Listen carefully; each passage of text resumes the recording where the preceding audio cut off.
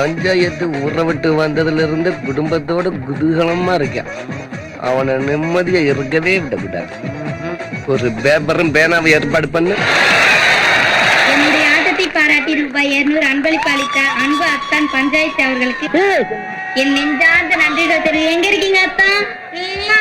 சத்தியமா சொல்றேன்டி, நான் குடுக்கவே இல்லை, நம்பு. எம்பட்டு புள்ள ஒரு பலூன் கேட்டா வாங்கி கொடுக்கறதுக்கு பாக்கல. அரகுல அரிசி வாங்க காசு இல்லாம அத்து அல்லாடி நிக்க ஆட்டக்காரிக்கு 500 ரூபாயா?